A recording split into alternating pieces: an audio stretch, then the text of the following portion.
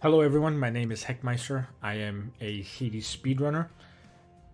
And today I am going to offer you a beginner's guide video version, technically as well audio version, of all the little tips, tricks, and especially the in-game mechanics that exist in this game that are not boldly explained to you as the game progresses.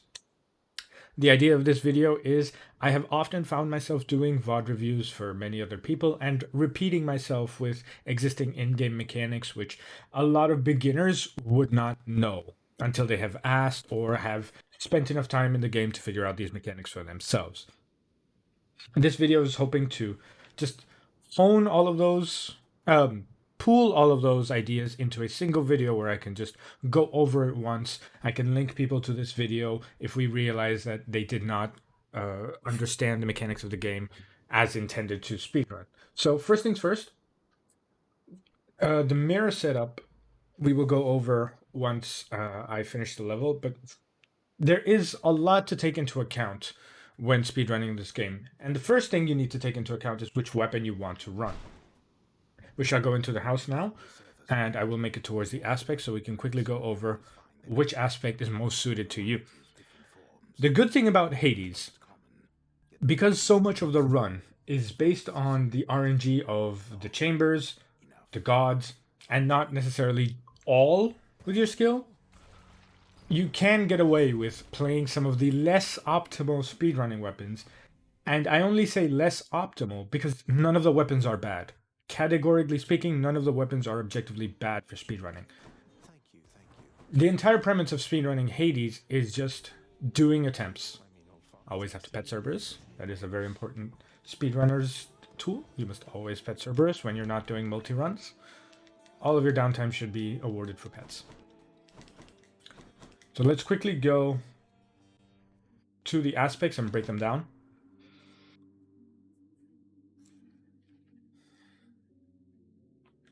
Each aspect has their individual build, and I'm not going to run them down, but I'm going to pretty much go over the primary weapon for each of the aspects, or for each of the weapon categories, so you can understand where to start if you have no idea where to go.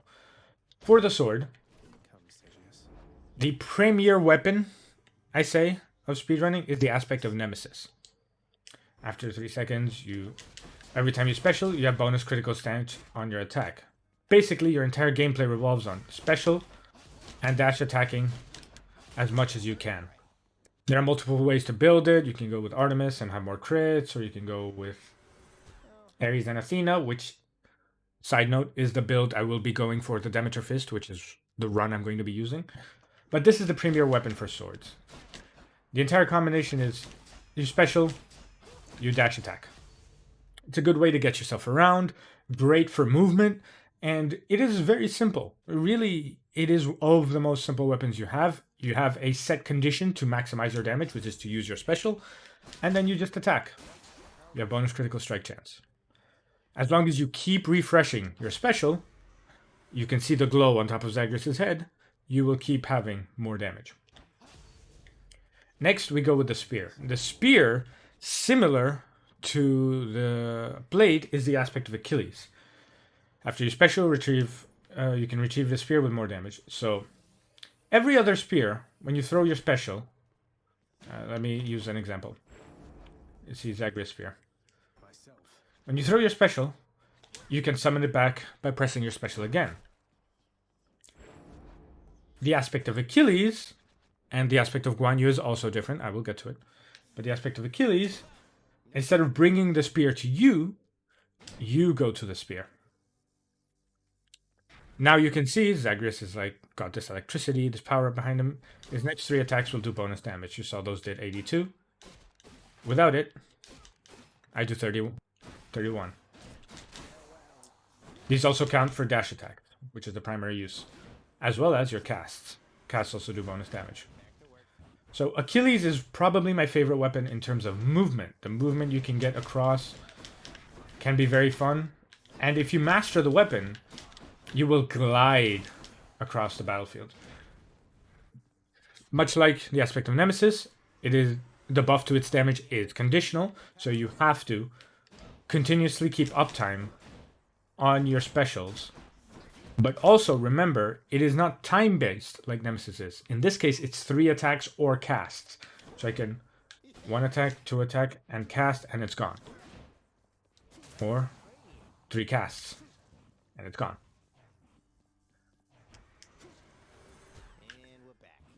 So remember, next 4 attacks, excuse me, my mistake. I was saying 3, it's 4. Next 4 attacks have bonus damage. Let's move on to the shield. Shield, all of the aspects are fun. I forgot to mention, Guan Yu is the only other spear that doesn't return when you special. It just fires. There's no picking it up, there's no going to it. It just fires, but it does bonus damage. Anyway, in terms of shield, all of the shields are fun in their own way, but the aspect that is the principal one is the aspect of Beowulf, the speedrunner's choice. So while the spear and Achilles has great movement and wave control of enemies, you can constantly keep hitting enemies that are far away, you can access them quicker, but you don't do the best boss damage on spear. That changes on shield. Shield's entire gimmick, the aspect of Beowulf specifically, is damage. It is absurd the amount of damage you can do. So the way it works, and the aspect of Hera, which is the bow, premier bow, works in the same way, is rather than throwing your casts, you load them into your weapon. See, I press the cast button. You can see the 3 icons in the bottom right, bottom left. And you see, I rush into the enemy. Basically, I hold down my attack button to charge, which would normally just make me rush towards them, or in the direction I'm facing. You can also load your casts while you're charging, and the block of damage happens on the land, which is why you take high damage casts like Poseidon or Aphrodite. You just load up your weapon with your cast, and boom. Beowulf is phenomenal for boss damage, high HP targets, big burst of damage, a lot of damage, and the build path is fairly simple too. But it is tricky to navigate chambers because you can often find yourself dashing around and leaving casts behind. So being mindful of where your casts are, being mindful of where to look for them is very important. Exact same with the aspect of Hera. You saw me load up my casts, but instead of charging with the casts, I just shoot them. It's ever more tricky to make sure where you load your casts on Hera. But again, the damage output is absurd. If you're not good at upfront combat, melee combat, and dealing with your enemies, learning the aspect of Hera is very good because it's all about positioning. You need to always make sure that you're aligning your enemies up so that if one blows up from some of the casts continue to go behind him. Very similar to the aspect of Beowulf in that it's not necessarily the best to clear waves with, but it's phenomenal boss damage and it scales very well with levels. Then there is Fist. Now, Fist is the weapon I'm going to run, premier of which is the aspect of Demeter. All Fists you can mostly play in the similar way. They have minor differences here and there. But the reason you take aspect of Demeter is because while the differences are minor Fists and you can go any way you want, Demeter has this thing called Charged Uppercut, where you can see I'm glowing. I will kill him first, just so you see the point that I'm trying to make. Now, when I use my special, instead of being a single uppercut that does 1 tick of damage, 5 ticks of damage. Which also, by the way, works when you dash uppercut. Also applies all 5 ticks of damage. So basically, it's just the standard fists, but with a slight burst damage inclusion every time you use the special for it. And we go to Eris. What was thought of the premier weapon for speedrunning for so long, we go to the aspect of Eris. Even though a lot of people will tell you aspect of Hestia is better, it's a subjective thing, but Aspect of Eris is more universally usable and doesn't require a specific I was going to say build path, but that's the wrong point. But it doesn't require a specific playstyle that is unique to it compared to the rest of the guns. As it, like the base playstyle of how you use rail applies to Eris as well. But the plus side is Hestia's and Lucifer's play vastly differently, so you need to pay attention to which rail you're using. But the aspect of Eris, as you can read here, for 4 seconds after absorbing your Special's Blast, deal more damage. What does Special's Blast mean? Well, if I special, you throw a grenade or a rocket, whatever you want to call it. Looks like a just cluster. Anyway, otherwise the rail is just bullets. So the way the speciality of this weapon works, you go, and now you see I have glowing on the side. That lasts for 4 seconds, and it's a 75% increase to all damage I do. Every single ounce of damage I would do normally, with this buff, does 75% more. It includes my call, my cast, my attack, my specials, everything. Even passive damage, all of it will get amplified by 75% if I have this glow while the damage triggers. Oh, you can see it right here.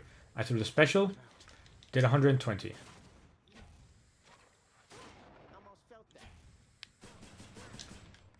Let's see, 240, 260. Otherwise, I'm doing 12 damage. So remember, all damage is amplified. We go back to the fists because this is the weapon I'm going to use. And here I am at the mirror. Okay. So this mirror that I'm going to be explaining right now is purely for the basic any percent run. As you go and venture into higher heat difficulties, the mirror varies depending on your playstyle and what you need out of it rather than just the base design I'm going for here. But this is the base mirror, as is shown here, that I would run if I'm running any of the standard weapons I've shown you. Minor nitpicks here or there I could change, but otherwise, if you go with this mirror, you most of the time won't go wrong. So why Fiery Presence over Shadow Presence? Because Shadow Presence, you see, oh, 50% bonus damage when I'm hitting them from behind. And Fiery Presence, yeah, that's 75%, but only on my first hit. So if my first hit is weak, like most base attacks are, I'm not really doing that much damage. Well, here's the thing. Fiery Presence is guaranteed to land on every single enemy you hit. Shadow Presence, you have to be behind the enemy. You see where I'm getting at. Being behind the enemy is not a guarantee, especially when enemies early on have very low health bars and you're trying to breeze through Tartarus and Asphodel as fast as you can. Sure, by the time you hit Elysium, by the time you hit the bosses in Elysium, Styx, the Hades fight, Shadow Presence gains a lot of value. But by the time you've gotten to that point, you've lost an equivalent amount of value with Fiery Presence. Also, for fists specifically, Fiery Presence helps give your dash uppercut one-shot potential on all of the very small enemies. We're talking the skulls, the brimstones, the unarmored witches. Those will fall to a dash uppercut with no special attached. No, God, you don't need it. If you have both Fiery Presence and High Confidence active, and we will get to High Confidence in a little bit. The entire point is this is more consistent. You will guaranteed hit an enemy for the first time. So why not guarantee that extra little bit of damage helps you maybe break their armor sooner, kill them in one shot. Just allows you to cycle, and it's a little bit more consistent, and overall, you can't really go wrong with Fiery Presence. Say you are using the aspect of Nemesis, where you already have enhanced damage happening. You might swap to Shadow Presence. It makes perfect sense. You already have damage enhancers active. You're already doing more damage to enemies. The aspect of Achilles, same thing. So basically that's what you're going for. Cast weapons, like the Beowulf and Hera, casts don't have backstab naturally. So Shadow Presence would not work on them. So you would have to go for Fiery Presence. Plus, with both aspect of Hera and aspect of Beowulf, the first hit is the important one anyway. So the first hit having bonus damage is very nice. And finally, we get to the rails, and similar things happen. The specials from the rails, the primary source of damage, in a majority of them, aside from Hestia, they don't apply backstab damage. So you wouldn't really, it really wouldn't be striking a foe from behind if you're not applying the backstab damage. So it wouldn't, sorry, you would just run Fiery Presence. Chthonic Vitality versus Dark Regeneration is simple. This applies to all weapons. You are never, not once, voluntarily picking the Darkness reward. Unless you are still maximizing your mirror and you need Darkness, okay. But otherwise, you never search for Darkness. Darkness is literally at the bottom of the totem pole when it comes to rewards. Your reward should go God that you need, Hammer that you might not need. Well, God that you need, free room, such as Story or Chaos. Then you take a Hammer, a Palm, God that you may or may not need, then money, then health, and then gems. The reason you take gems over Darkness is because gems have a chance of giving you money once you've unlocked all of the unlockables in the Contractor. You need money. And I will get to why you need money.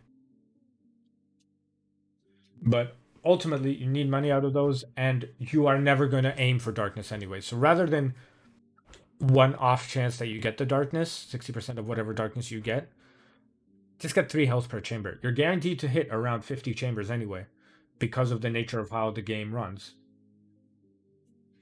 So that's why you do it. Death Defiance versus Stubborn Defiance is fairly simple. Most of the early game, you're going to go without having used your Death Defiance. It's better to have a bulk of them and use them up at bosses rather than having just one. You don't want to stay with just one. Greater Reflex versus Ruthless Reflex. This is just a bonus dash versus a little bit of bonus damage. You can get away with using Ruthless Reflex, especially on the aspect of Gilgamesh that naturally gives you bonus dashes anyways, but the movement you can make up off of the extra dashes is too good. There's just too much terrain to cross, and dashes are consistent and faster than walking, so you take the double bonus dashes. Boiling Blood versus Abyssal Blood is fairly simple. More damage, you go for more damage. But you don't really need to slow enemies, and 30% slow isn't gonna save you. So you just take the Boiling Blood for the bonus damage. This one, there's no real wrong answer for the weapon I'm running, which is Demeter Fist, Aspect of Eris. Either you have it recharge on its own.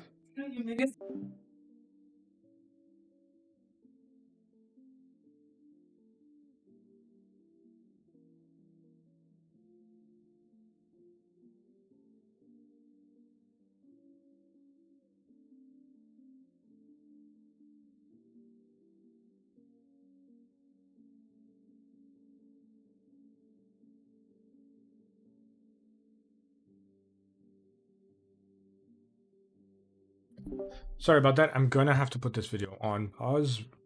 I need to go do something. It'll take me about 10 minutes, but I will be back.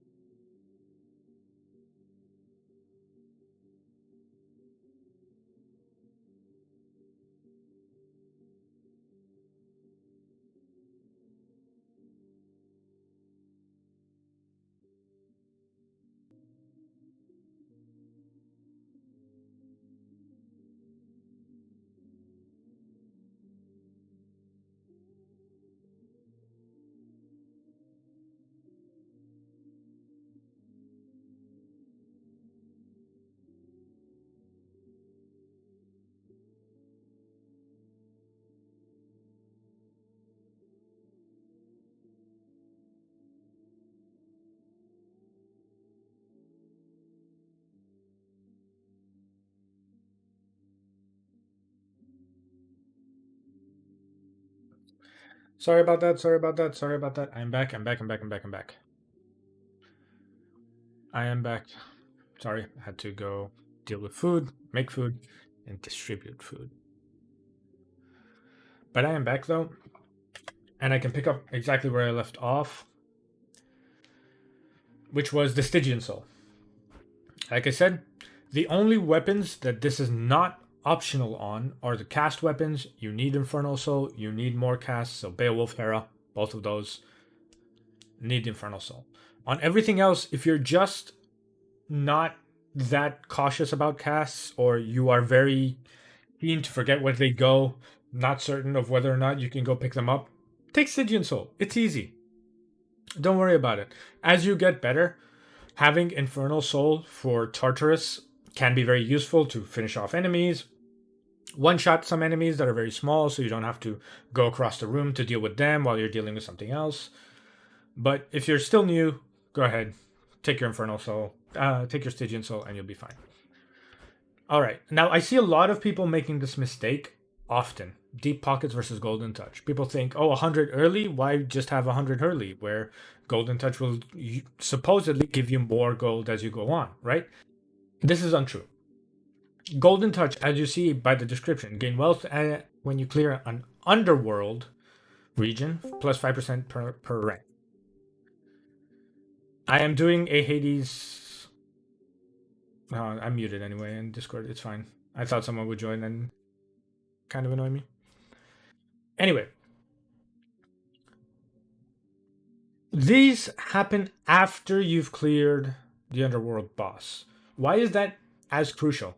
Because the underworld boss, often you have taken the shop before the underworld boss. So you've already spent your money. So you're getting into the underworld boss itself does not give any money.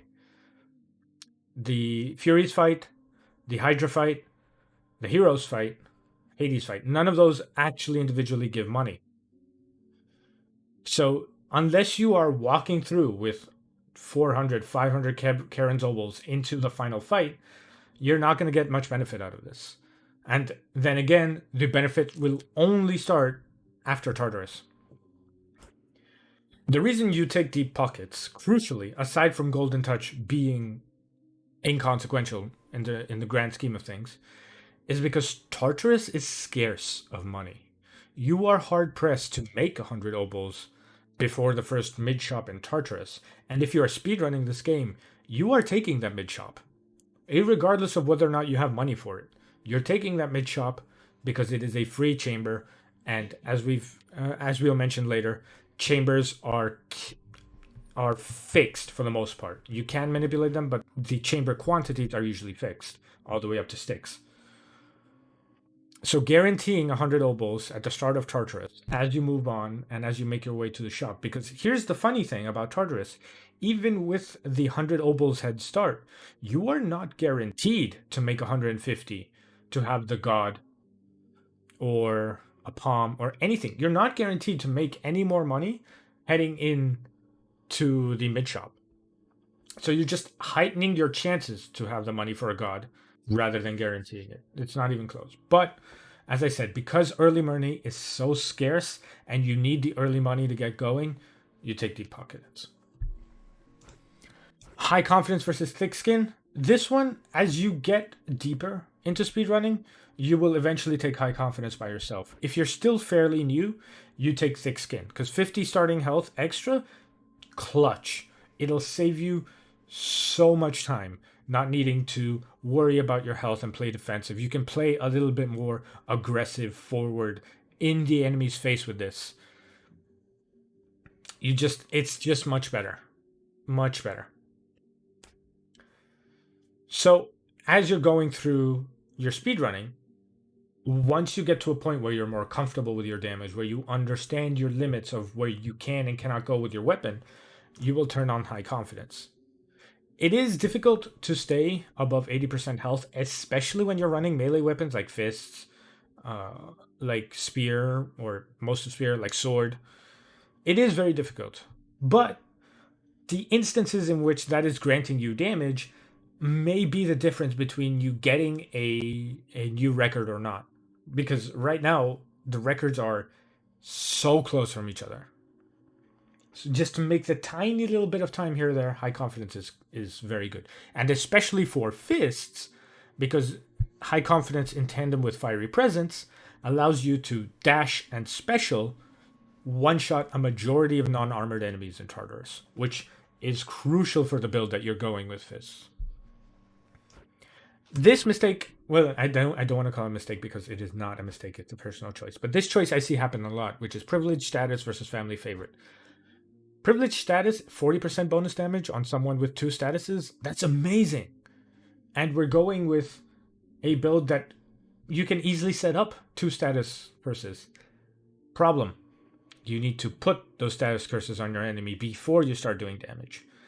Enemies die by the time you've hit them once or twice with this build anyway, so you're not even applying the curses to them for you to start doing extra damage. Family favorite starts doing increased damage from the very first god you take.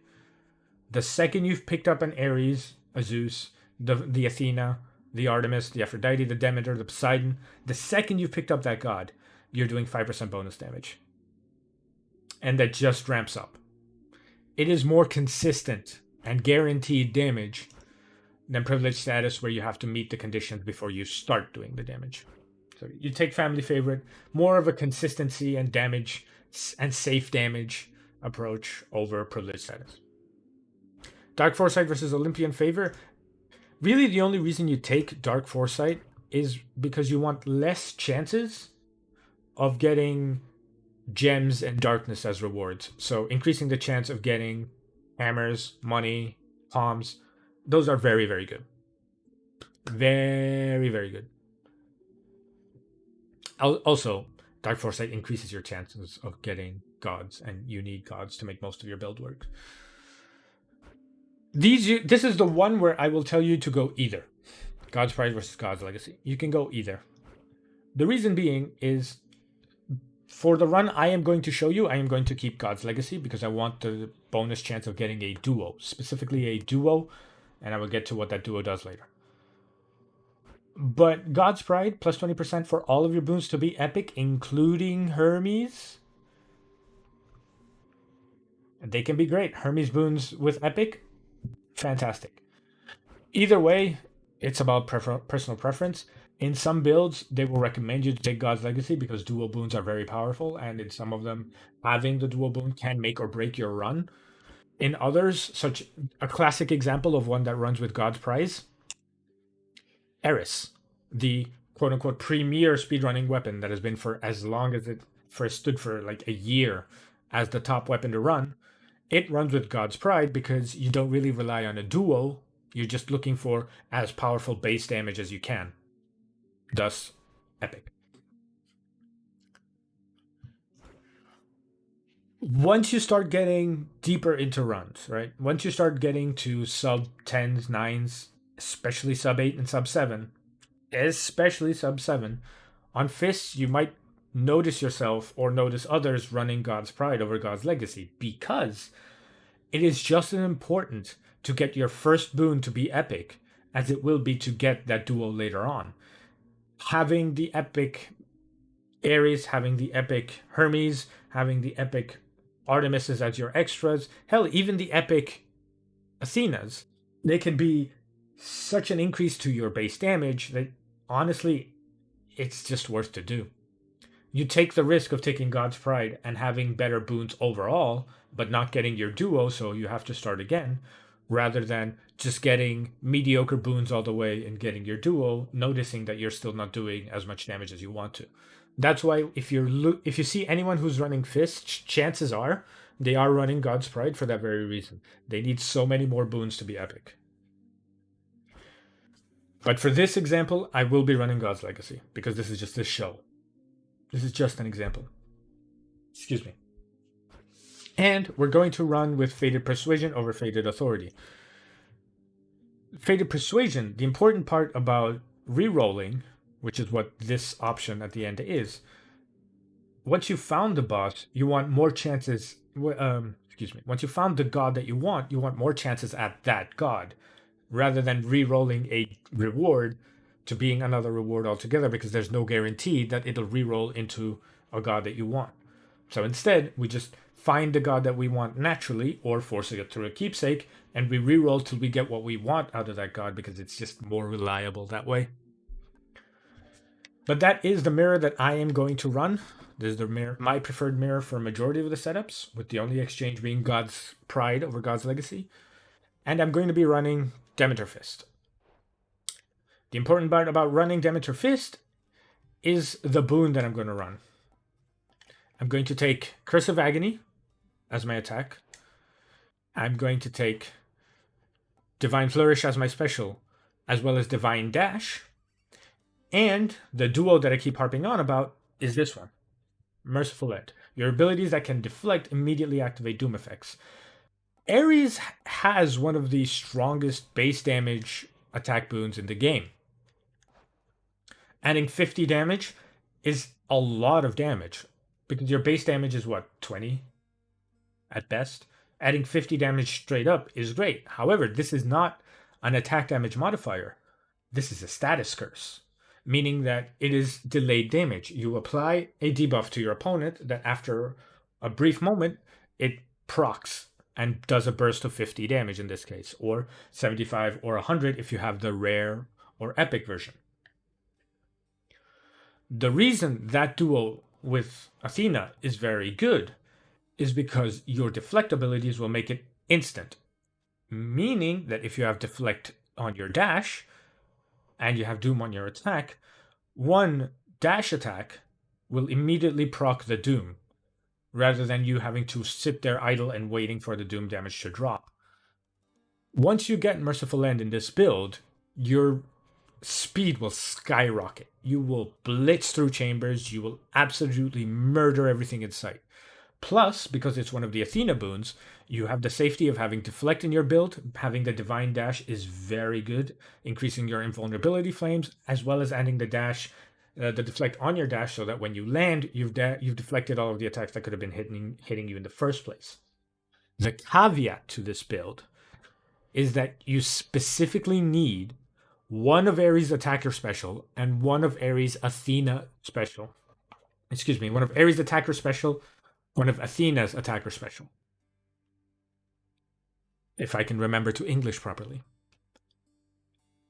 You will not get the option for Merciful End off of having Ares' attack and Athena's dash. You need the special.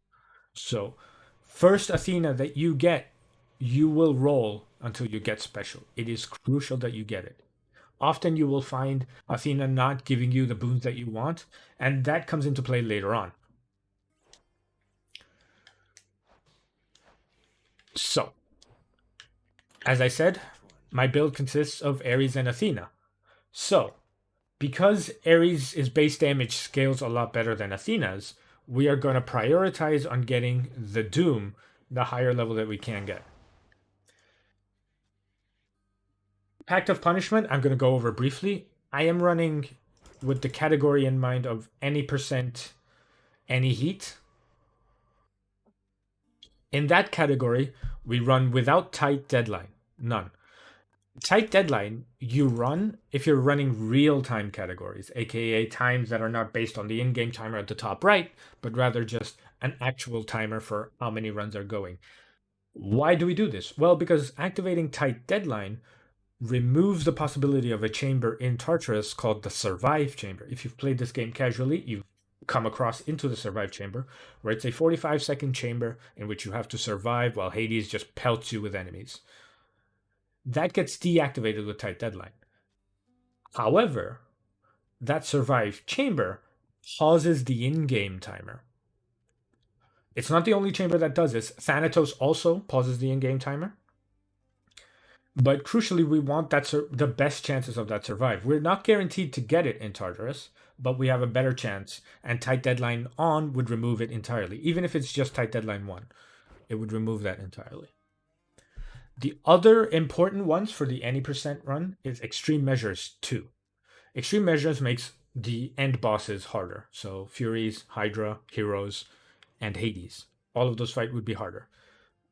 Why would you want it harder? Well, the Furies fight being slightly harder isn't the worst. Sure, they have more health and dealing with them can be a little bit harder to do. You might lose a Deastified if you don't have enough health going into the fight. But crucially, this makes the Hydra fight easier because all of the heads of the Hydra are concentrated into a tighter space, into a tighter chamber than before. If you played the game casually, you understand that when you are playing against the Hydra, once you've gotten into its invulnerability phase, heads spawn well across the chamber, and you have to get like 4 or 5 dashes before you move from one head to the next, or from one side of chamber to the next. Well, within 3 dashes, you've covered the entire chamber with extreme measures too. They're important to note, a lot of the chamber is still lava, so you are going to be mindful of where you step. But once you've done this a couple of times on extreme measures too, you will understand where to be and how to navigate the chamber a little bit better. Forced Overtime 2 is the other important one. All foes have bonus move speed and attack speed, but also increased spawn speed, which is the reason we run Forced Overtime. If you're not too confident yet, feel free to run Forced Overtime 1 and then move up to Forced Overtime 2, because it is not that crucial to your run. It just saves some time, and a little bit of time in each chamber that you save keeps adding up and adding up as time saved by the end of the run.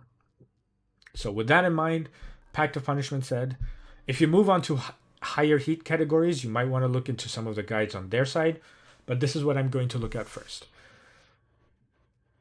So, with all of that in mind, we will begin escape.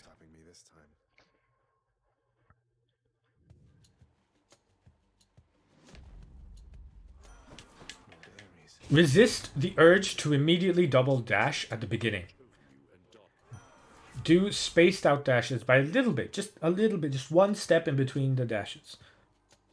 It is so much better and more consistent if you do it that way than if you double dash, because if you double dash, the second dash starts before this first dash has landed. So you're covering a lot less terrain that way if you just mash the dash button as hard as you can for movement. This is movement specific. If you are fighting and you're dash attacking through enemies, that's fine. Just mash the dash as much as you can. That is absolutely fine. But crucially, for movement, space out your dashes just a little bit.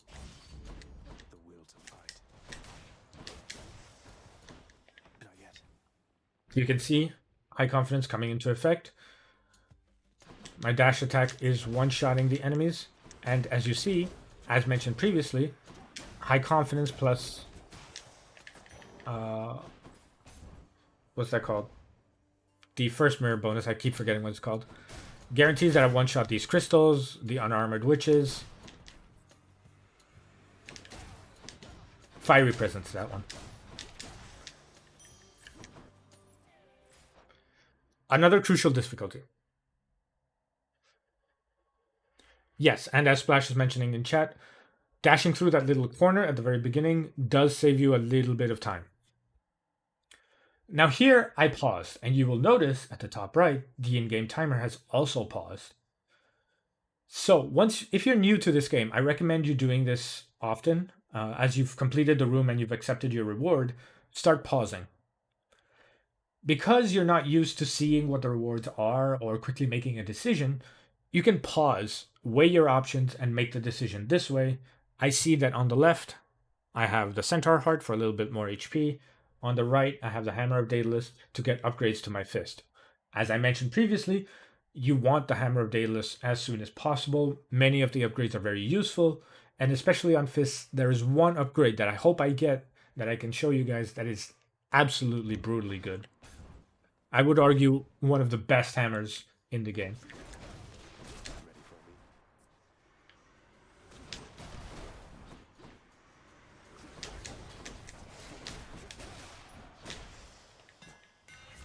Flying Cutter, Draining Cutter, Long Attack. Okay. All three of these hammers are fairly mediocre for fists. They don't really do much to make you faster. Holding special, you're not really going to hold special. You always tap special anyway. Draining Cutter, you're not that worried about your HP because, as I said previously, you are going for a Athena focused build, so you have a lot of deflect, so survivability is not a problem. Long knuckle can be useful. It has its niche uses where enemies are a little bit far away. So in this scenario, I will take the long knuckle. But the hammer I wanted, the upgrade I wanted, is called Breaching Cross. It is cracked. Basically, the description of that is every time you dash attack, your attacks deal plus 900% damage to armor. It instantly spikes the speed of your runs. You shred through almost all armor within 2 dash attacks. It is absolutely cracked. In Tartarus, 1 dash attack, you take off armor off of every enemy that is not a boss. You legitimately would lose so much time without having it. It is not completely run ruining to not have it, right? You can absolutely continue a run without it, but the benefits almost make it worth resetting on hammers. If the build for Demeter Fist weren't so reset heavy anyway, you would see people definitely resetting for the hammer. But in this case, you basically take the option that is not going to get in your way and will slightly help you kill enemies faster. Because there are hammer upgrades that will get in your way.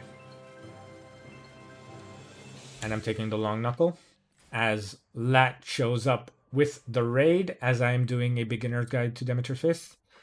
Thank you very much, Lat. Much appreciated. And thank you, Scary Boy, for the follow. Welcome to the School of the Wolf. Appropriately, it's class time. So here we pause and we see the options are Demeter to my right, money to my left. Do not mind the audio happening twice. Ever since I enabled stream avatars, every audio happens twice. I'm sorry. I've not found a way to turn it off. Apologize. My fault. I will find a way to fix it eventually. In the meantime, to what I was describing, Demeter is ironically not useful for Demeter Fists. All of her builds involve around freezing, slowing your enemies, and that's not what you want. You want your enemies to be fast so that they target you quickly, they spawn fast, they come at you fast, so that you have less distance to travel. Demeter doesn't really have boons that enhance Demeter Fist's gameplay. There is the off chance that you get the boon called Rare Crop, in which one of your randomly selected boons will get upgraded by tiers as the game goes on. So instead of common, it'll become rare. Instead of rare, it'll become epic. And instead of epic, it'll become heroic. It's not valuable to take that gamble. Instead, as I mentioned at the beginning of the run, Tartarus is scarce on money. Even though I have 263 Karen Obols over there, there's no guarantee that I'll have enough money by the end of the run. So I will go for the money in this case. Yes, it's Ravenous Will can also be good, but again, too high a chance of just getting stuff that is not useful to Demeter Fist, which is unbelievably ironic. But because we are running Demeter's weapon. Into the keys. When given the options in between doors that you don't need, keys are very good because if you've upgraded on the contractor entirely, you can get a reroll, a Fated Authority off of the key. Alright. Chaos. So, I mentioned this to everyone I've ever coached. There is a specific order you want to take chambers in. I'm going to type it out while I'm here. First of all, you want free chambers.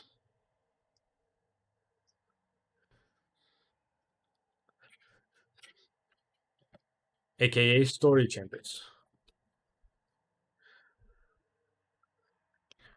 What are the story chambers? Well, they are Baldy and Sisyphus. Let me just quickly move this up here. Sisyphus, Eurydice,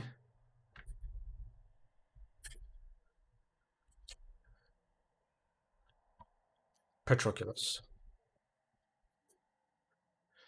These are the story chambers that you want free. Above all, you want to take these chambers most of the times. These are, however, tied with mid shop. These are at the top of the pedestal. These are the 2 free chambers you want. When given the option for both, you check your money, and if you have money to make a purchase, you will take the mid shop. Or in a situation where you're out of death defies and you are in Elysium and you're being offered Patroclus and shop, you can take the Patroclus, get your death defies back, go on with the game as prioritized. But these are number 1, both of these. These are the first chambers you want. This also gives me a chance to actually explain chamber numbers as I continue with this list. So the second option you want is Chaos. Chaos also advances the chamber counter by 1, excluding for the chamber at the very end of your reward. If you are in Tartarus and you are in chamber 12, you might not want to take the Chaos because the Chaos will extend it to chamber 13 rather than chamber 12 shop boss. But Chaos will count as a whole chamber. It does count as a passing of a chamber. You have basically another free chamber with Chaos. So 2.5 Fountain. The reason I put this in 2.5 is because if you are playing on the modded version of Hades, you will know when a fountain is being offered to you because it will have a blue glow on the reward. If you are running without mods, you will not know that a fountain is coming. So you can't really plan for it, aim for it, look for it. It can't happen. After Chaos is available, 3 mini boss. Or mid boss, I should say, because it's not really mini in some cases. But the mid boss is a chamber you want to do. Why? Well, because mid boss is usually just 1 opponent, maybe 2. In Asphodel, there is a mid boss that is 4, but it's 4 smaller enemies, so you don't really count it. But basically, it's 1 encounter, 1 wave of enemies, just 1. And usually, they are quicker to deal with than a standard chamber is to deal with anyway. So you want to take that mid boss. As you get better at the game and once you learn how to use your Meg Companion appropriately, mid boss you will save anywhere from 10 to 20 seconds in a mid boss chamber compared to any other chamber that you're going to run into. Even with the best possible spawns of the biome that you're in, a mid boss is still faster or as fast. You take the mid boss. After you've taken the mid boss, you take Necessary God. So if your build requires Ares or Athena, you take Ares or Athena. Then you move on to Preferred gods. So say you're being offered Artemis and Poseidon. In my case, when I'm running fists, I will take the Artemis. You go for the preferred case. You go for the preferred god.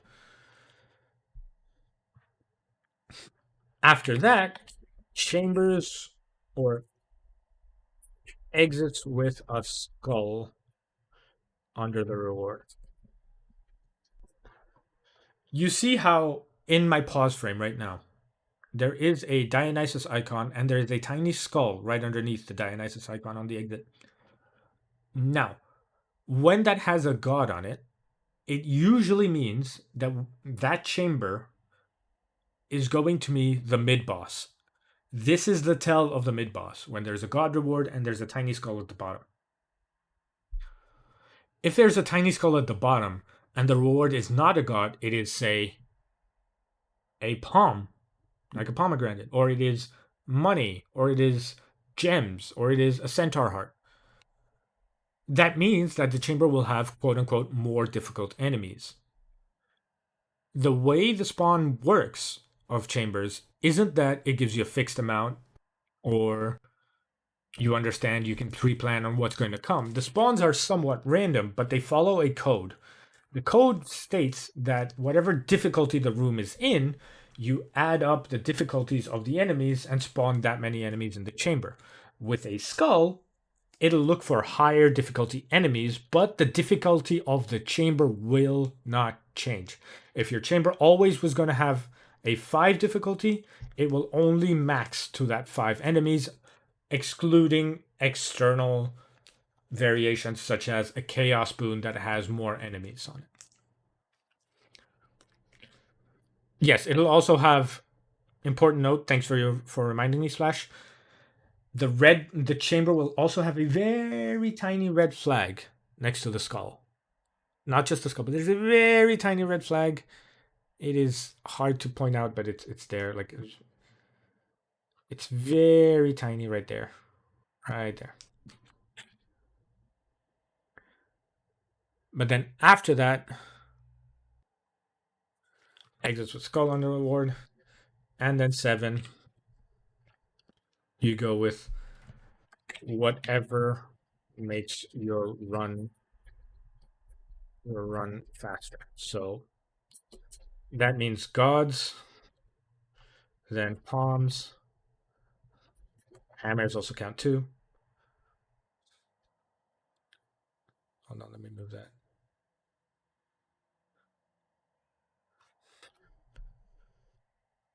Hammers, money,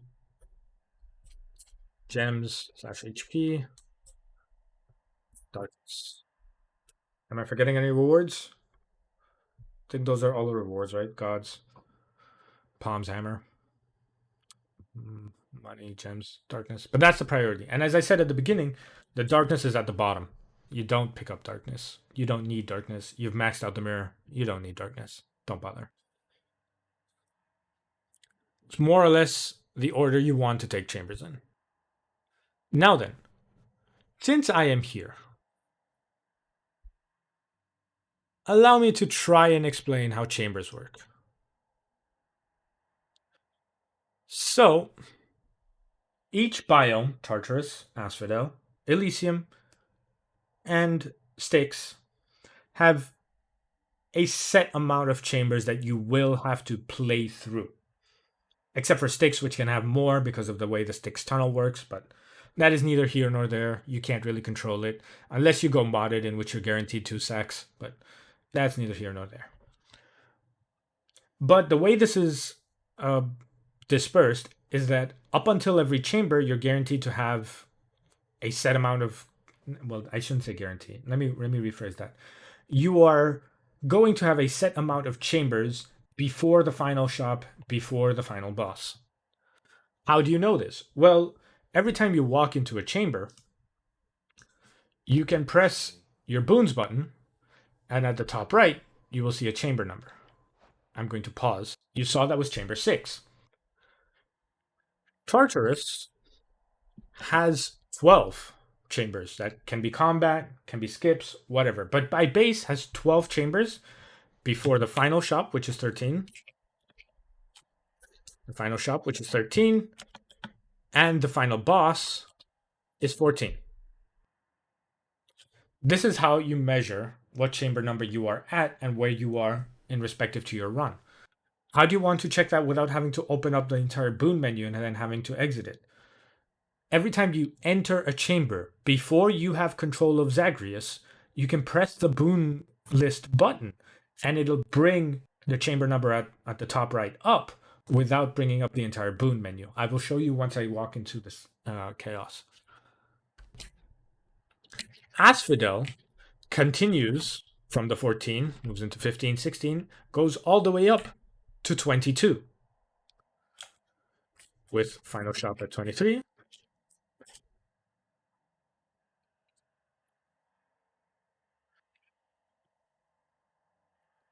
And boss at 24. Elite rooms cannot have gods. Nope.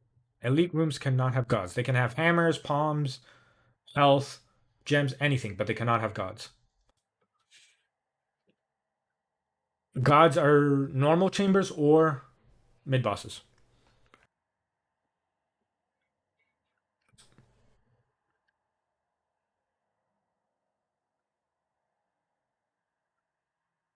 Yep, so that's the reason I've done so many of these, because There are intricate, tiny mechanics here and there.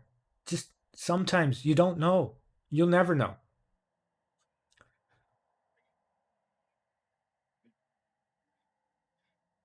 You might have to check me on that. That was the last time I checked, and that was hundreds of hours ago. Uh, there might be a chance that I'm wrong, and if there is, I apologize because I'm not sure. But as far as I remember, you cannot get gods off of elite rooms. You can only get them off of mid bosses, and that's how you know it's a mid boss specifically, other than the tiny flag. Then Elysium, the final standard chamber of Elysium is 34. The final shop 35, and then boss at 36. Styx, however,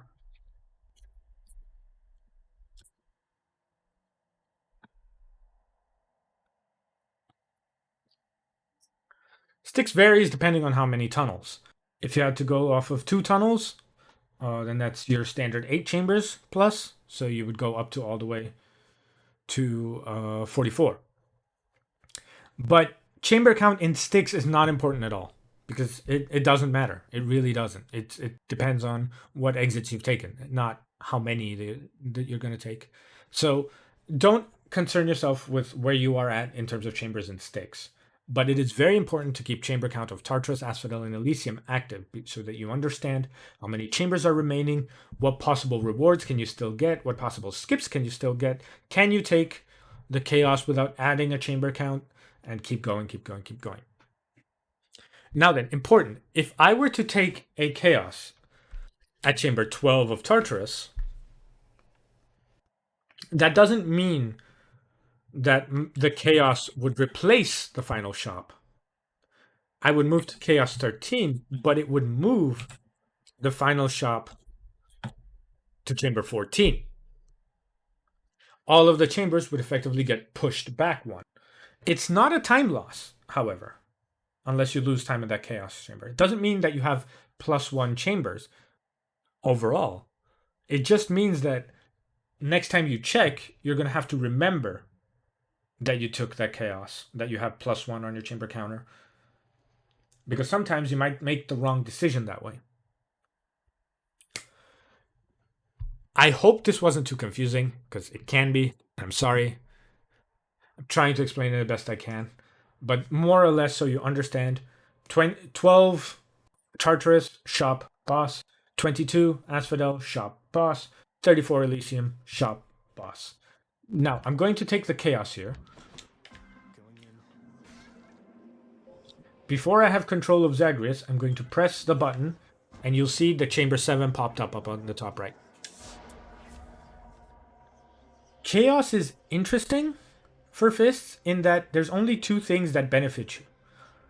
One is special damage, and one is boon rarity. The rest of everything does not matter in the slightest. So you remember how at the beginning I told you that this doom is a status curse. So what that effectively means is that this is not my attack. It's an extra of my attack. So if I were to take any bonuses that added plus 40% attack damage, or dash strike would be plus 56 more damage, it would not apply to the doom damage that drops after the delay.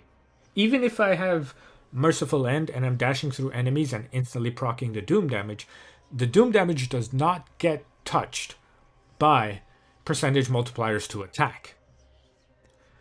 So that's why getting percentage multipliers to your attack or to your dash strike are irrelevant to you. You don't need them. However, your special, as we mentioned at the beginning, the super uppercut with 5 ticks instead of 1, that will get amplified by special damage because it is your special. So getting a multiplier on that makes sense. But crucially, boon rarity is so good on curse-based builds because the base damage increase off of a rare doom to an epic doom is high enough that you need boon rarity. as well as the boon rarity affecting Hermes, the boon rarity affecting any other god that I take, the secondary gods, such as Artemis and Zeus that I want. All of those gods also will have a better chance of giving me rare or better boons, so you take this. Crucially, this 18% includes a slight increase into the chance of getting duo boons and legendary boons. And I want a duo, so a no-brainer. You would think, right, move speed, but isn't move speed going to hinder your times? Like, aren't you going to get across places slowly? No, my friend. As I mentioned as well in the beginning, dashing. Reducing move speed does not reduce your dash distance or time. So as long as you keep dashing, you're good.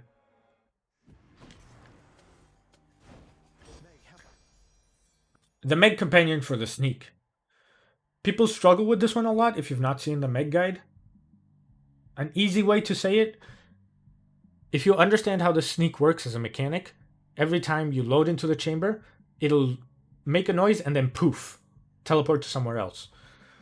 If you just barely see it as it lands from its teleport, doesn't matter where it teleports. If you Meg immediately, it will hit. I Megged as soon as I saw that poof land, and look at it.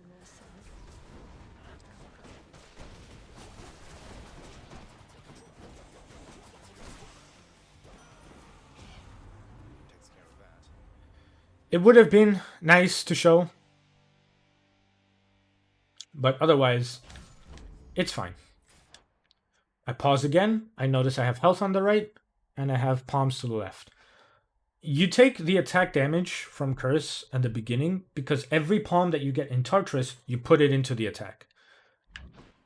Because it's your most damaging option.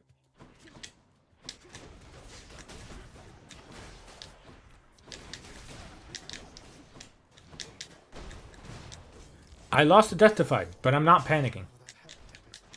Because Tartarus is merciless sometimes. And I'm not playing optimally either. Alright, this is the mid shop. I have 400 gold over the health, even though I've lost a Death-Defied. I will take the mid shop. Aphrodite is not of much use to me either. Much like Demeter, it has good secondary boons that could be useful here or there, but I don't want to clutter my build with gods that I don't need. And I will get to why in a sec. But I might as well take the healing since I'm here. If you have spare money, you can take the healing, otherwise don't. If you don't have spare money, don't take the healing. This is the survive chamber we were mentioning previously. You can see at the top right, the timer is frozen.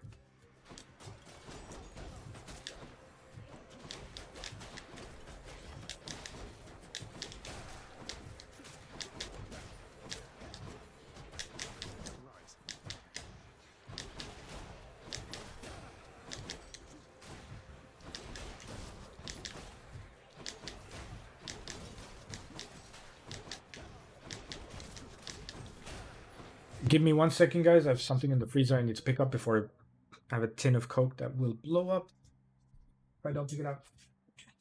Just 1 second.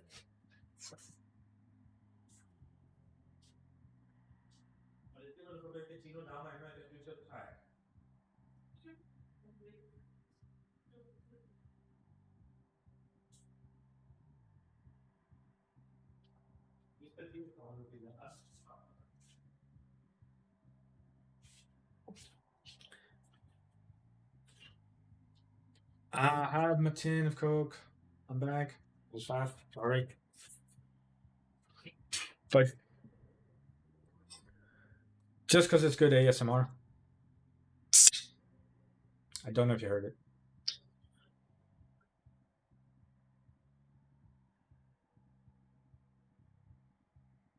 Oh, nice. Anyway, back at it. One thing that I have to also mention about survive chambers is that at some point, once you've killed enemies, you stop gaining money. If you've killed every enemy all the way up to like the 10-second mark, you'll stop gaining money. As you see right now, I'm gaining very little. But I'm still gaining some money. But at some point you stop. So if you don't want to just mercilessly stay to kill every enemy. It's harder to notice in Tartarus because so many small enemies gives very little money. So the threshold is... It's not vast, but it's hard to reach. But at some point, you stop gaining money. And now, because that was Chamber 11, this is Chamber 12. We are given with the option of Shop and Palm. Because I have over 300, and I'm looking for Athena anyway, I am going to take the Shop. But if you don't have money, you can take the Palm and guarantee at least a level. Facts are interesting, right? Because it's a 1 in 8 chance that you get the god you want when you don't have 4 gods. So I will take it, and I got Poseidon, which is not great, right? For my build, having Poseidon is not great. But much like Aphrodite, much like Demeter, there are passive bonuses you can get that will inevitably help you do a little bit more damage, and that's what I'm going with here. I'm going to take the Hydraulic Might. It's just a little bit of extra damage, and you can't really go wrong. But I'm also going to take the Hermes, and this is why I'm taking the Hermes. Hyper Sprint. Getting this early in Tartarus is very good, because it means you can reroll on the next Hermes to get another boon called Rush Delivery. Rush Delivery adds a percentage bonus damage equal to either 50% if it's common, 75% if it's rare, or 100% if it's epic of your bonus movement speed. And guess which boon gives you plus 100% bonus movement speed?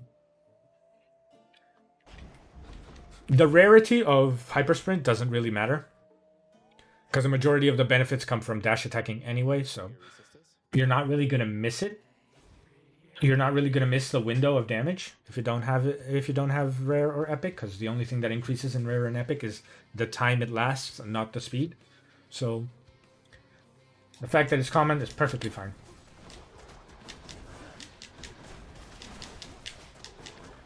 You'll see I'm saving my uppercut for the next phase. And that's so I can do that.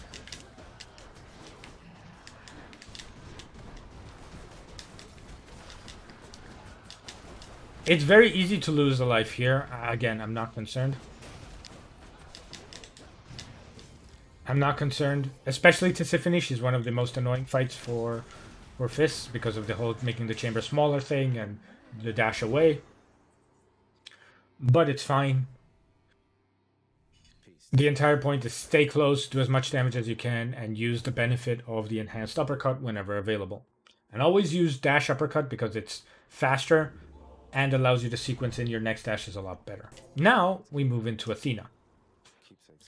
One thing I have to mention about gods is that you really want to pace yourself correctly with the amount of gods you have. As of right now, the only 2 gods I have are Poseidon and Ares. I could have had Demeter, I could have had Aphrodite, I could have had many gods, right? And you would think with Family Favorite, with the bonus damage I get for having distinct amount of gods, I would go for maximum amount of gods, no? But here's the catch. There is a thing called a god pool. The mechanics of how this game works with gods is that it will keep offering you random gods until you've got 4 gods acquired, Hermes not included. Once you have 4 gods required, the game shifts. No longer will it give you a random chance of the 8 gods that are available to you. It'll instead give you a 1 in 4 chance. It'll give you a chance. Let me phrase this better. It'll guarantee that the next natural god it offers you is one of your existing 4 gods. So if my perfect build has Ares, Athena, Artemis, and Zeus, and I get all 4 of them in Tartarus, every single god exit from now on will contain one of those 4 gods. I will never be naturally offered a god that I don't have once I have the 4 gods. I can force a 5th god with the keepsakes. Like if I had Athena, Ares, Artemis, and Zeus, but I wanted a boon from Aphrodite, for example, I can force the Aphrodite, and then Aphrodite would get added into my god pool, and it would be one of those 5 gods offered next. I can even add a 6th god in the Elysium keepsake. I can even add a 7th god with the Styx keepsake, and you get where I'm going with this. I can force the gods, but the game will no longer naturally give me options for a god that I don't own once I already have 4. So pace yourself correctly with your gods. It is very important that you understand once you force a 5th and 6th god, instead of having a 25% chance of getting a god that you want desperately for your build to continue growing, you'll have a 20% chance then. And the percentages get even lower the more gods you get into it. So there's a Death Defiance there, and I don't have money. So I can maybe sell some of my boons to get there. I am missing 111 gold, right? I really don't need Blood Frenzy. Like, I will get Death Defied, but I don't need it. And it only lasts for 1 encounter, so I can sell it. And I don't really need Hydraulic Might. Like, sure, my attack gets increased and my special getting increased is good. But my attack, as we mentioned previously, doesn't get... Like, the Doom on Ares doesn't get amplified from attack percentage modifiers. So I can sell this and pick up my Death Defied. Important. Very important. Selling my only Poseidon boon does not mean he is no longer part of my pool. He is very much still part of my god pool, right?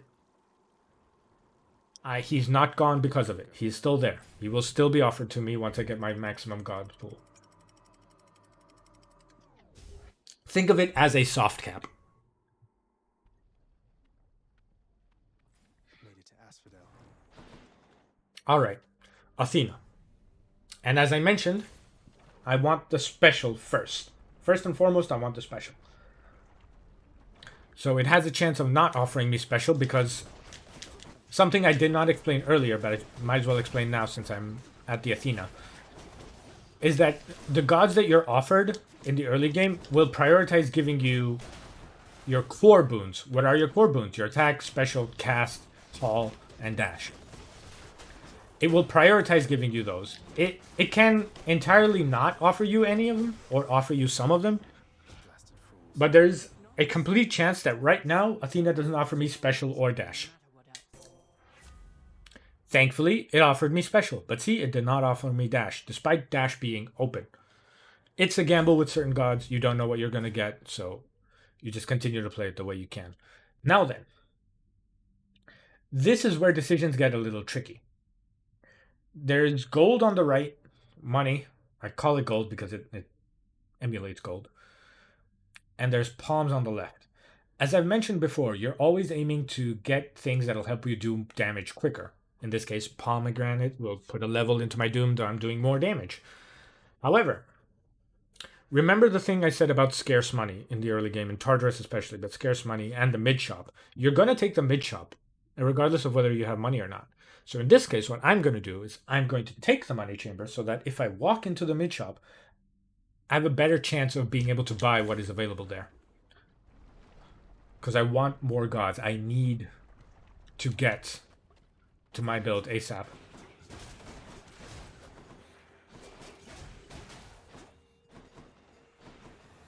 Armored mages are a favorite among the community because their difficulty level is touted as high, so that you'll get very little of them spawn. See? Right as I called it, there's the shop. I don't have enough money, but I'm going to take it anyway. And as their difficulty is high, few of them will spawn, and clearing the rooms with them, of them is very easy, especially if you have Deflect. That is an Artemis, which would have been very nice to have, but there is no money pots here. Unlucky. It's just unfortunate. Sometimes you don't have enough money. It happens. Barge of Death. Away we go. There's nothing I can tell you about this mini-boss in particular that will help you go quicker. This is just a auto-scroller in which you rely on enemies dying quickly.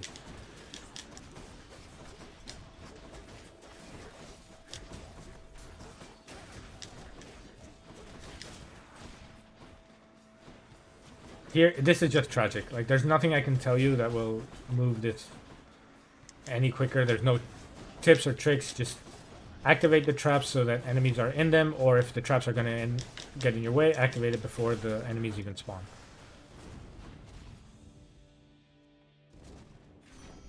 Kill blue boys first, yeah, so they don't turn all the rest of your enemies invulnerable, but even then, in terms of making this run actively faster in the speed run, you just gotta kill them all.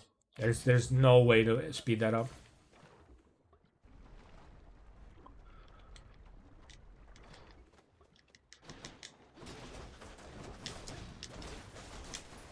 As you start learning how the biomes work, how the chamber works, enemy staggering, you will just notice yourself activating traps and letting enemies die to trap a lot more. Don't actively look for it. It'll just happen. But you will, at some point, you will realize that you're passively just activating traps and allowing enemies to die to them.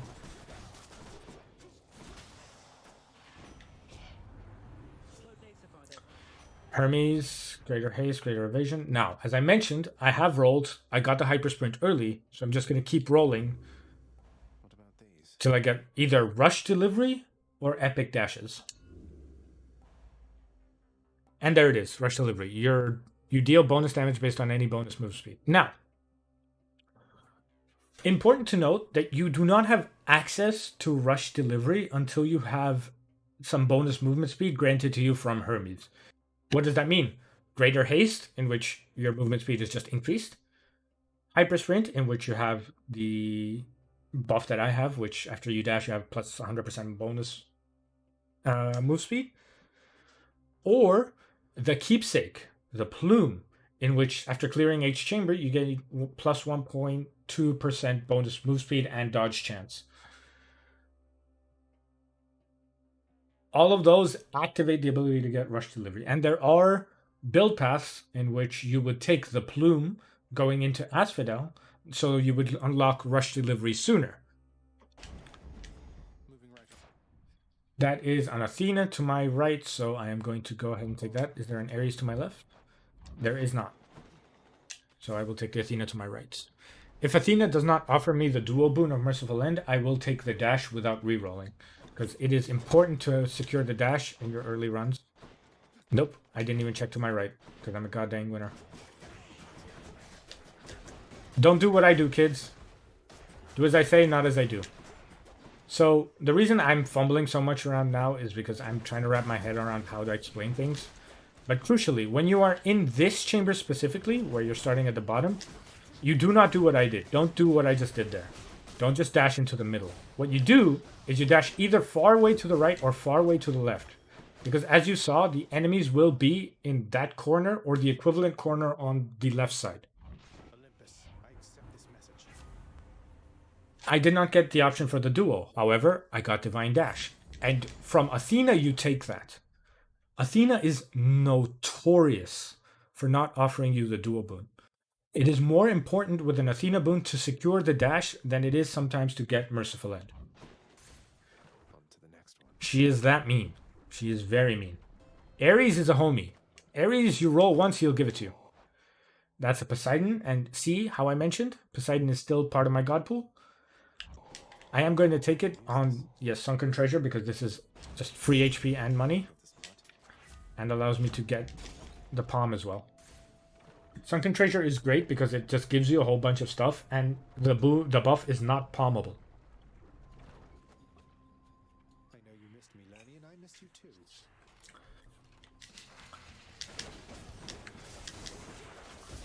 You can use Meg in this fight, but I advise you not to, because Meg does too much damage, and most of the times if your build is not done by this point, you would usually reset anyway.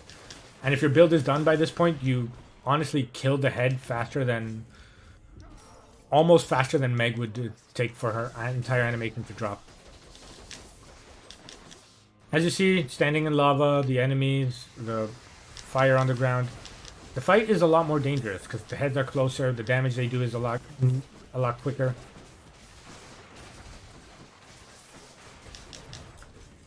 And you can lose several death defies, right? But you can see I'm still not concerned.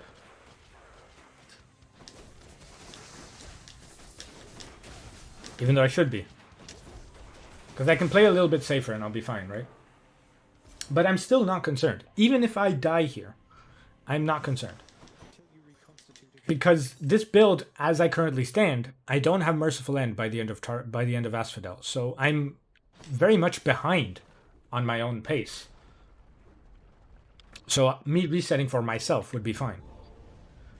But you can play aggressively. With fists, because of the multiple stances of deflect, you can afford to play a little bit aggressively. And even if you get punished for it, there are chances of getting a Kiss of Styx and getting a Death Defied from Wells. There is the chance of getting Patroclus. You can pick up the Lucky Tooth if you're feeling even less confident in your abilities. You can pick up the Acorn for the Heroes fight or the Dad fight, and you'll be a lot better. Now then, I am going to explain the Sigil of the Dead here, because it is important for you if you have a full build already. So, the Sigil of the Dead doesn't do a good job of explaining what it actually does. So yeah, you become invisible, and your God Gauge is partially started.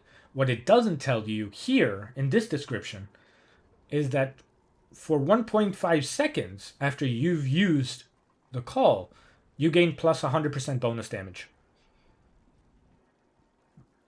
Just 100%, double your damage. Just because.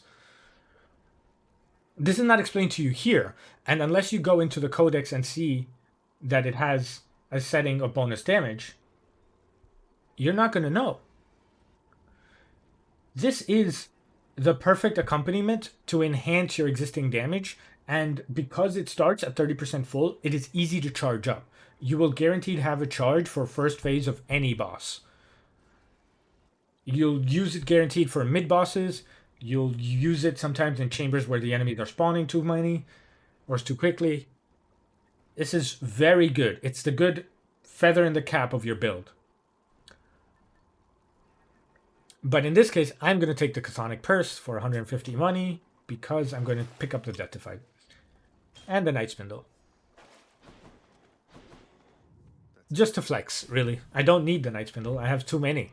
Because I had the Barge of Death, so I didn't use one of the Meg summons on the mini-boss in Asphodel, I keep moving. Weesh moving. Ooh, Ares. Necessary God, Hammer. I take the Necessary God, and I will roll on Ares in hopes to get Merciful End. Use the environment to your aid, especially in Elysium, where the statues rebuild themselves.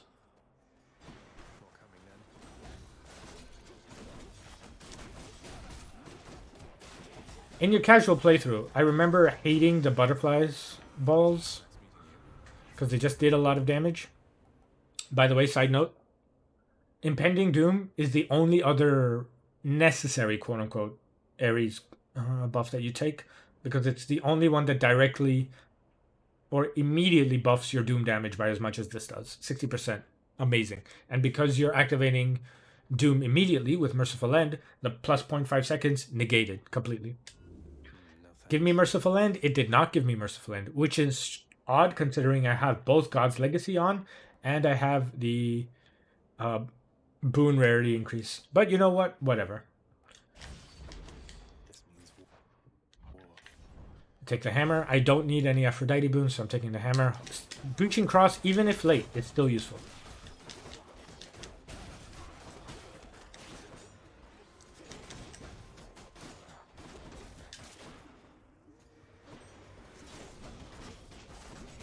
One thing you'll notice if you're watching me fist, I'll usually end a combo with the uppercut, even if it isn't the enhanced uppercut. The reason I do that is because if you just mash attack and dash constantly, once you're done with that, you will accidentally just stand and attack anyway, because you've not finished your attack sequence when you land. However, if you throw a special at the end of your second dash or first dash, whatever, you will just do the dash special, which is one motion, and it is fairly quick. So it stops you in your tracks, does the motion, you have no extra animation to wait for. So in this case, I'll take Colossus Knuckle because 30 is very fine, but none of those are great. None of those are... Even without money, I will take the shot because this counts as a free chamber. And even though it's an Aphrodite and I don't want it, I will take the mid-boss because mid-boss is still faster than any other chamber I would have gotten, especially in Elysium. Asterius is a very easy Meg companion. The first action you do.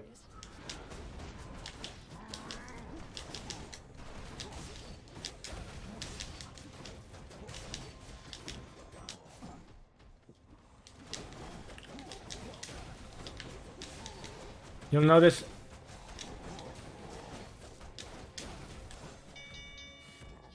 that I'm really only using much of my special when that is available. It's a good burst of damage. It's just too good. And because it's the percentage increases off of your special, it's just great. I'll take Dying Lament because it'll help do a little bit of damage to my enemies as I kill them. And Patroclus. Let me quickly discuss the options while I'm here, right? Because people can commonly make this mistake when they've not played enough of the game, right? So, in my case, because I have 2 Death Defies less, I will take the Kiss of Styx, right? I will take Death Defy. But if I had 2 active Death Defies, I would not take the Kiss of Styx. I would take the Hydralite Gold. As we've mentioned in the beginning, staying above 80% HP is hard, so getting the benefit from high confidence is not consistent, right? There are many chambers where you will have it, many chambers where you will not, so keeping it up there is very annoying. Hydralite restores 30% for your next 5 chambers, so I'm going to be topped off of health every time I exit a chamber. So yeah, I'm going to basically start off most of my next chambers already in high confidence damage range. So it's just free damage. You would naively think, oh, 60% damage. Read it. Even though it's 10 encounters, attack damage. I am not scaling off of my attack damage. I'm scaling off of my doom damage. So for me, for the fists, when I'm going for a doom-based build, 60% attack damage means nothing. What's 60% of 12? Pointless. This is of no use to me if I'm going for this build. If I were to go a build where my primary attack was a percentage increase on the modifier, say I had Demeter's attack, whose percentage multiplier is fairly high, mind you, then yes, then absolutely, you compound this buff of damage plus that existing buff of damage and you have a lot of damage. But since that's not what's going to happen, the other 2 options. And ideally the center one.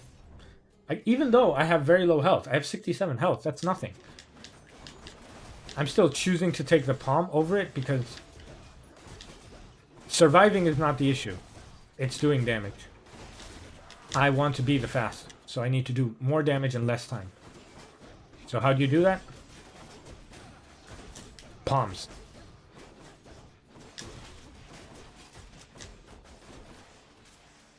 You see, as I knew enemies were going to die, I moved closer to the end. More palms.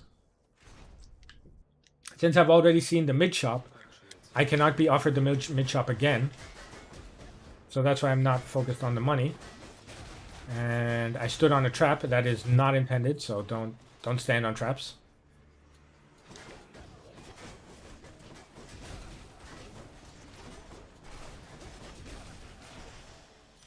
But you saw armored enemies. I got very few enemies. There weren't that many. If you know Elysium, you understand that you can get so many enemies there. But because they were all armored, that scales up their difficulty rating so that they occupy more value in the total difficulty rating of a chamber. I still don't have Merciful End, and I have 1 reroll left, so I'm going to take the Ares. Oh, these are my least favorite enemies, but at least they are armored, so it's not the worst. You want to make sure you're dashing through them so that your deflect frames are active. You can also normal dash through them. The iframes of your normal dash will still count. But the deflect on the dash gives you a better window.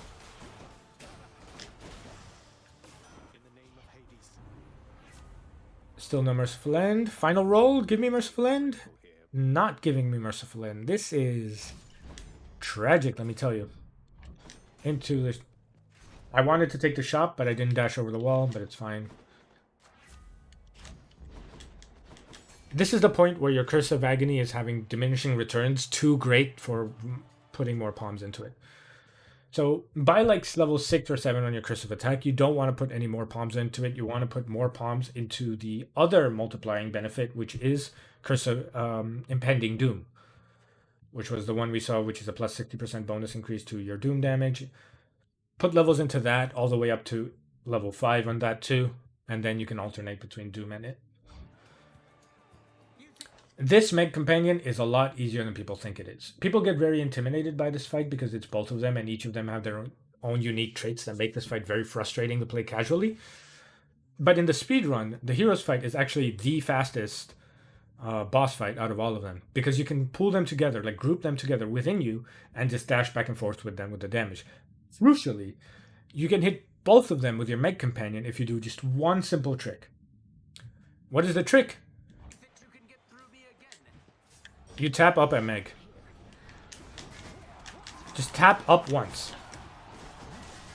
Just tap it. You don't need to move up into a significant amount. Like I moved a little bit too much. Just tap up. You'll hit both of them. Guaranteed. And see how they're grouped together? And because of the extended iframes of Divine Dash, I got hit by nothing. That fight was nothing. With how much these two tormented me during my casual playthrough, it is so cathartic to have them be the easiest boss in the game. All of the mini bosses are harder than these two, except for the butterfly ball. And, as I said, feather on your cap of your build, more damage. I don't need any of those, and I don't need to sell anything.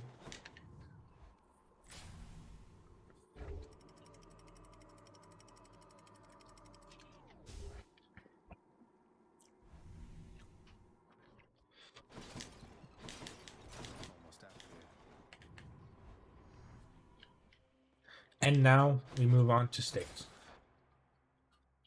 For those of you who are completely new at the game, how Styx works is that there are 2 chambers with mini bosses and 3 chambers without. You want to find the chamber that contains the Satyr Sack, the gift for Cerberus. That could be in any of the 5 chambers. It's not specific to mini boss chamber or not mini boss chamber. But if we throw back to what I said almost an hour ago, mini bosses are quicker than any standard chamber is otherwise. The final chambers in Styx have multiple waves of enemies, some of them armored, some of them unarmored, some of them hard to reach, some of them move very quickly. It's just very frustrating affair. So in speedrunning, we take both of the boss chambers first.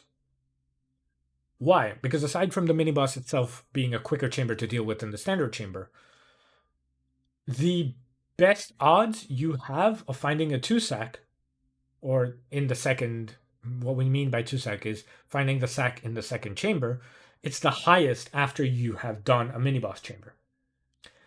I don't know if specifically doing a standard chamber and then a mini-boss chamber would equal the same percentage.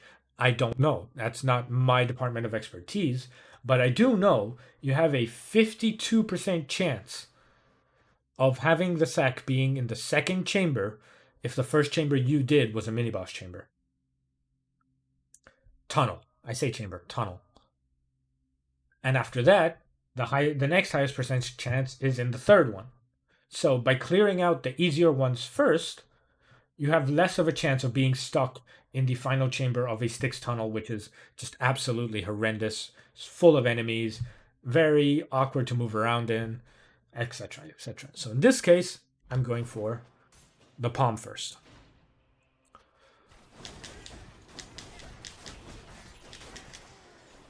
No way.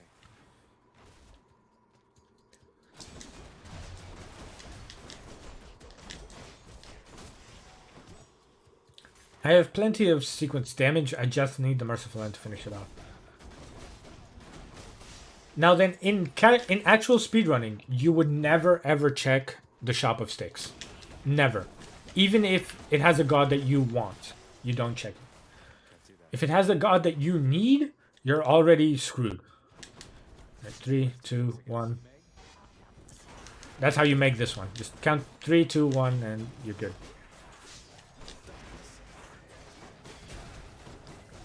I don't know if anyone noticed my Doom doing over 400 damage. That was the Hades call, adding in more bonus damage. But in this case, because there are 2 areas available there, I will take it, because this is just an example and I still need Merciful End. But by this point, I would have already reset, like several times over. If I don't have Merciful End by the end of Asphodel, because I'm within the sub 7 gang, there's no worse. But even having bad chamber luck, bad options, I'm still maybe gonna make it to the end before 10 minutes, which is not bad, honestly, with how much goofing off I've been doing. Having Wave of Despair from Aphrodite is very good in Styx, because a tiny rat explodes with any tick of damage, and it exploding does more ticks of damage to more enemies, etc., etc. Right, there is an Ares. Pray for me. Nope. No Merciful End, which is sad, really. It would have been nice to show how much damage Merciful End can do. Is there a coin? You know what? I'll take it. Just because I want to show you how much damage Merciful End can do to Hades himself. And since I'm not really focused on the time. But you never do this, by the way. Like I said, do as I say, not as I do. You never take a 3rd chamber if you got... Even if the god is a necessary one. All of this wasted time that I'm doing in these chambers, I cannot recover in the Hades fight.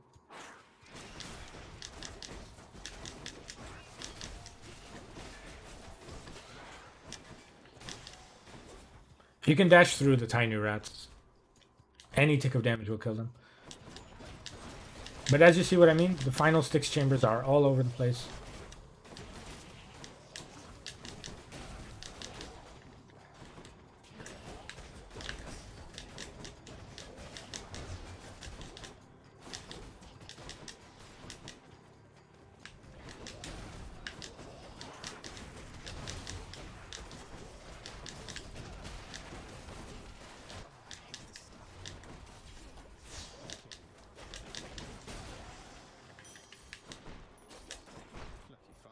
Alright. I'm going to check that. Please, Ares, give me Merciful End. There it is. Had to wait all the way till the Styx shop to get it. But you know what? Let's just time this Hades fight. Why don't we? I'm walking into the fight at 10:33. Also, another instance of the easiest Meg companion in the game. It is literally the first action you do. No exceptions. There's a minor exception in the Gilgamesh, but that's... Once you learn how Gilgamesh works as a weapon, you'll understand why.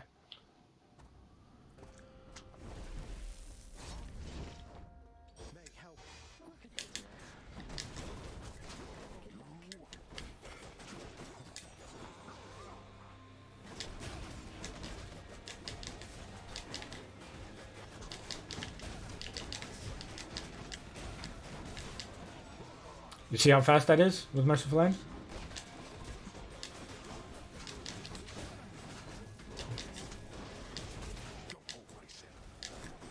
Not a single darkness off of him. And that's all because I had him cornered and I have enough damage to hit him through his phases.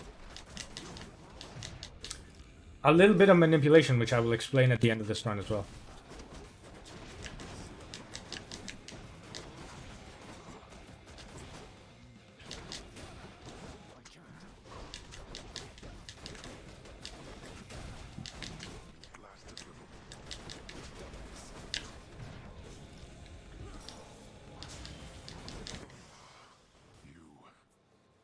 ...45 seconds.